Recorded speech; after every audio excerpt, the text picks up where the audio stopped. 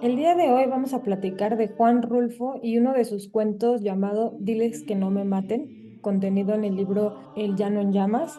Y bueno, Juan Rulfo nació en 1917, murió en 1986 y es originario de Guadalajara, Jalisco. Pero justo como nació en el año 1917, tuvo que atravesar la Guerra Cristera, que sucedió en 1926. Eso hizo que de niño tuviera que migrar a diferentes lugares, ya que también lamentablemente a los 11 años queda huérfano, entonces estuvo como con diferentes familiares y pues este cambio de residencia hizo que él terminara en Ciudad de México y ya más grandecito tuvo acceso a estudios en filosofía, en historia del arte, en política y muchas otras cosas que sin duda nutrieron completamente su persona. Terminó siendo fotógrafo, guionista y por supuesto escritor.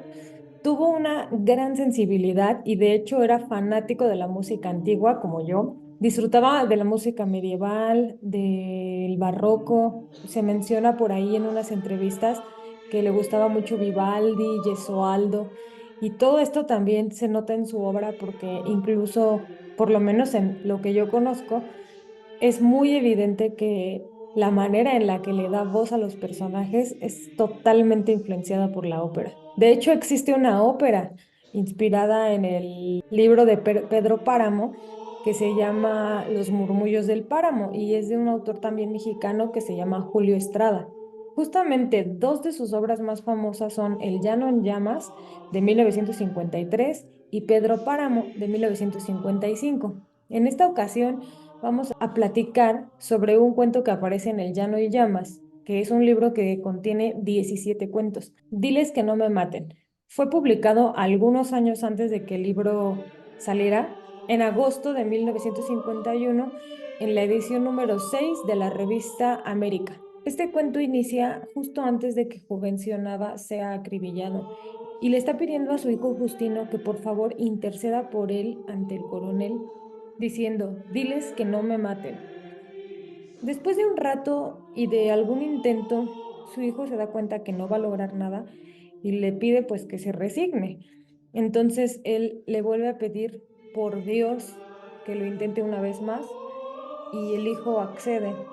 Después de esto tenemos como un viaje en el tiempo en el cual el narrador nos da un contexto en el cual Juvencio tenía su ganado, todo esto se da como por ahí de la época de la Revolución y sus tierras no estaban tan verdes, entonces pues su ganado iba a morir de hambre, razón por la cual él allanaba las tierras de su compadre Guadalupe Terreros para alimentar a sus vacas. Sin embargo, esto no le agrada a Guadalupe y lo amenaza que va a matarle a alguno de sus animales. Todo este conflicto desemboca en que Nava asesina a su compadre y trata por ahí de dar algún soborno al gobierno para librarse bien, pero no lo logra y termina huyendo. Y está así, escondiéndose durante 35 años hasta que llega un punto en el que él cree que ya nadie lo ha de estar buscando. Cabe mencionar que Guadalupe Terreros tenía una esposa y dos hijos bebés, los cuales fueron mandados con familiares a tierras lejanas porque la esposa muere poco tiempo después de perder a Guadalupe Terreros. Después de esto, un buen día Juvencio está ya muy anciano, muy tranquilo porque no piensa que lo sigan buscando y regresa a sus tierras, que es el pueblito, el terreno se llama Palo de Venado y es ahí donde es encontrado por los sargentos. Él es llevado a la presencia del coronel, le pregunta, lo interroga si conoció a Guadalupe Terreros, etcétera. Lo que no se imagina Juvencio es que este coronel es uno de los dos hijos que dejó en orfandad al matar a Guadalupe Terreros. Lo interroga y le pregunta si conoció a Guadalupe Terreros. Él le dice que sí, que ya murió y da la orden de que lo maten. no sin antes darle la indicación a sus sargentos de darle alcohol para que no le duelan las balas. Se lo llevan al lado de la horca y empiezan a embriagarlo. Después de esto, en la escena aparece el hijo, Justino, rescatando el cuerpo de su padre, que está lleno de agujeros, y lo monta en un burro para llevárselo a casa y poder darle cristiana sepultura. Bueno, y después de esta introducción, vamos a revisar juntos mi análisis estructural del relato y mi análisis según el esquema de Greimas. Primeramente vamos a hablar del narrador, el cual es un narrador del tipo heterodiegético, lo cual significa que no forma parte de la historia, no tiene una acción como en otros relatos en los cuales él está viviendo los hechos. Más bien, el narrador heterodiegético simplemente está observando. Por otro lado, hablemos del tiempo. Tenemos una analepsis y también in media res. El tiempo cronológico es de 35 años y el tiempo psicológico en realidad es muy corto porque esa analepsis en realidad no forma parte de lo que está sucediendo ahora, sino de lo que sucedió antes. Y bueno, es un relato ulterior porque pertenece al tiempo pasado.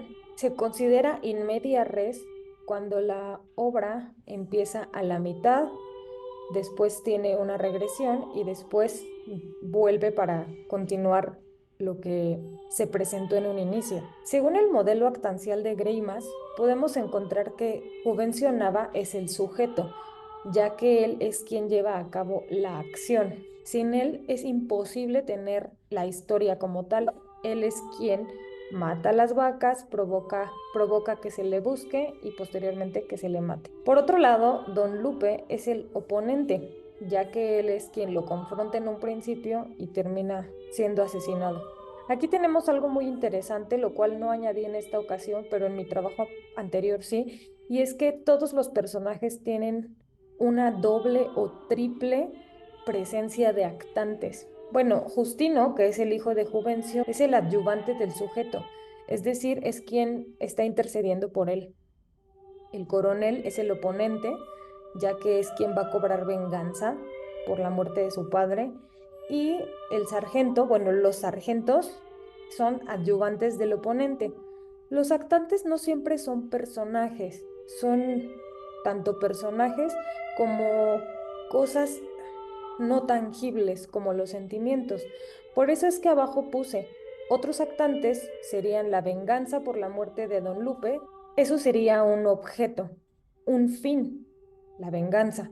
La avaricia de Don Lupe por no prestar sus pastizales para que se alimenten las vacas también podría ser considerado un actante y la necesidad de alimentar al ganado es también otro actante y es muy importante. Lo que me parece más interesante del modelo actancial de Greimas es que podemos ir haciendo zoom, zoom, zoom y podemos incluso encontrar, por ejemplo, a Justino como un traidor, ya que su padre le tiene que insistir mucho para que interceda por él.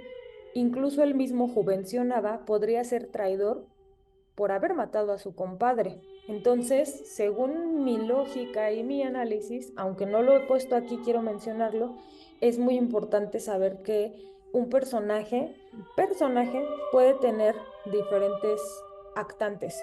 En conclusión, para hacer un relato, tenemos que tener en cuenta diferentes herramientas que están a nuestro alcance para que éste tenga el principio de verosimilitud. Definitivamente, este tipo de material a mí me ayuda mucho en mi comprensión lectora y eventualmente cuando haga una obra, claro que voy a tomar en cuenta tanto el modelo actancial de Greimas, a Barthes, a Prop y a otros autores que hemos estudiado en este bloque. Gracias.